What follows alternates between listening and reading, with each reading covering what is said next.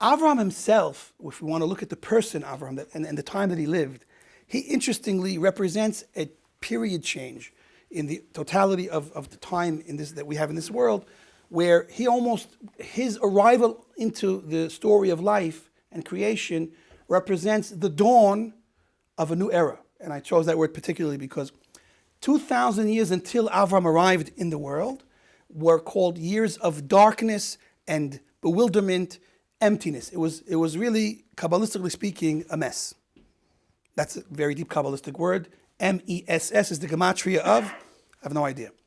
But basically, until Avram came into the world was a really, really place of a lot of darkness.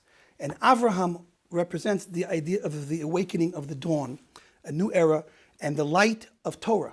And when we count the years of Torah, so the next 2,000 years of creation, from the year 2000 roughly till the year 4000, are years of Torah, the years of the idea of spreading this light of Torah. And the last 2,000 years are defined in this Ma'amar Chazal as the years of Yemot HaMashiach. Okay, and that's what we have. That's how we divide the 6,000 years. Specifically, when is the shift noted? It's noted on a pasuk in Avraham's story.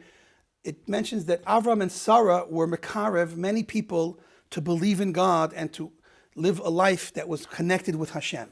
When Avram and Sarah succeeded in doing that in a major way, and the verse says the soul they made in Haran is a word that's related with anger. It really points to the negativity of this world, the wicked of the world, the people that are going against Hashem.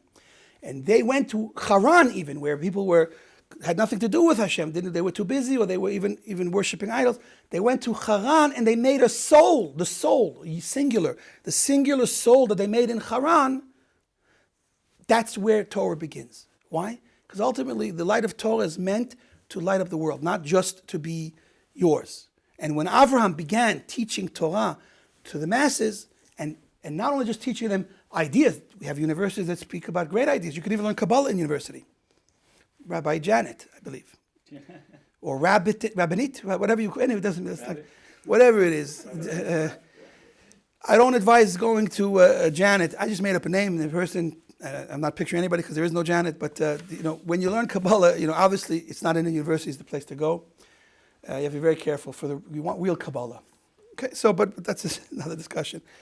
So when Avraham and Sarah began to teach the people, that's when the years of Torah begin, because Torah is not a private property. Torah belongs to the world, and it is the cure for the world. And when they began teaching, that's Torah. And it was, the pasuk in the verse says that the soul they made in Haran. Unbelievable. They went to a dark place, a place full of evil people, and they began spreading that light of goodness.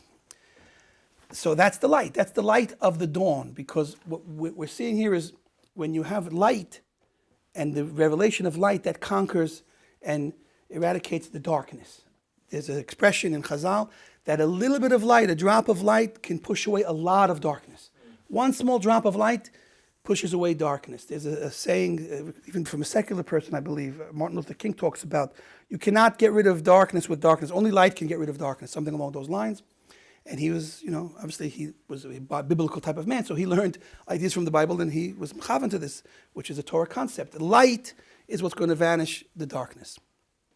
So let's take a look at this. I think it's a beautiful visualization of this.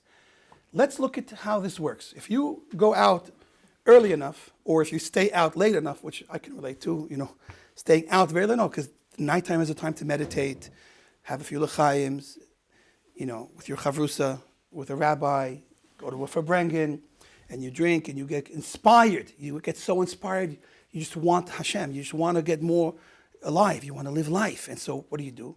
So everyone's sleeping and you're awake.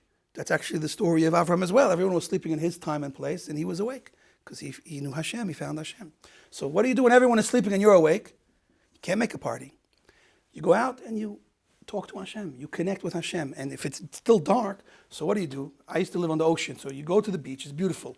Beautiful black horizon. And if you position yourself in the right way, so it's all black. And then as you're out there meditating, praying, talking, thinking, so all of a sudden, one side starts to get lighter. Lighter and lighter and lighter. It starts very little, and then slowly, slowly. So at a certain point, it would be a beautiful picture, is you have mamash from the middle going this way, it's black to blue to lighter blue to day. And if you look that way, it just gets darker, darker, darker, and it's night. So what's happening in this scene? So imagine the definition of the beginning of a new dawn, of a new day, the day when Mashiach will one day be here, is that first ray, the first droplet of light that pierces the horizon and becomes something that affects our world. What we could see, one drop of light begins a process of transforming the darkness to light and the night into a new day. And as that process continues, we see slowly, slowly, the night is conquered. And that's Avraham Avinu. That's Shachrit. That's the dawn. Avraham brings in the dawn of Torah, and he started what's going to end with Mashiach. And when Mashiach comes, there'll be no more night, it'll be only day. We're going to live forever in this beautiful light of day with Hashem.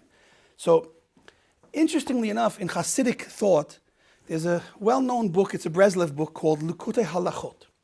It takes a lot of Jewish law, and it expresses them and explains them in a more of an ideological, mystical way. And it's funny because when he speaks about, there's a very famous Torah that Rabbi Nachman, the first Breslev rabbi, wrote, called Nukudot Tovot. It's the idea of finding the sparks of light within a person, even the darkest of people, even the biggest wicked person has in him some good. And if you can find that little first drop of light, then you can find another and another, and you can transform the Russia into a good person because you find so much good that you overlooked. And so when Rabbi Natan, the student of Rabbi Nachman, was organizing his book of Likutei Halachot, taking all of the ideas that he learned in Chassidut, in Jewish mysticism, when he was combining that together with Jewish law, so he took the lesson, it's one of the very well-known lessons of Breslev, of finding the drops of light, the Nukudot Tovot, within a person, even a wicked person. He connected that idea with the law of dawn, with the idea of waking up in the morning, and the idea of dawn coming, and the idea of a new day starting. So I see an interesting connection, because a person is called a small world. Just like the process of dawn in the big sense, in the global sense, is the idea of transforming a dark night into a beautiful new day. Personally within, finding the good within you and within others is also a process of dawn. It's a process of transforming the night and the darkness into light and goodness within a person. And that's the connection, and it's a beautiful connection. And that's Avraham. Avraham also, how did he bring wicked people closer to Hashem?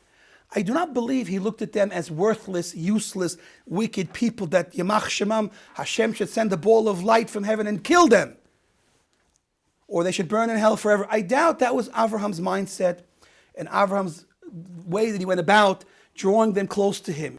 I believe Avraham had so much love in him that he was able to love everyone that he saw. And he had such eyes, such sight, such vision that he was able to see the potential good in everyone. And it's that attitude and that approach that brought so many to serve Hashem, to recognize Him, to love Hashem, to join Avraham and this side of goodness. That's finding the good in your fellow human being. And again, love yourself as well. Don't just love others. Love yourself and find the good in you. We need to be empowered. We need to be inspired. We're not here to kill ourselves or others with the evil look of negativity. It's not enough negativity. And I'll quote some type of other rabbi. With all that we've been through all of the years, right now we need to lift up the Jewish people, not put them further down. We're down enough. We need to be lifted up right now.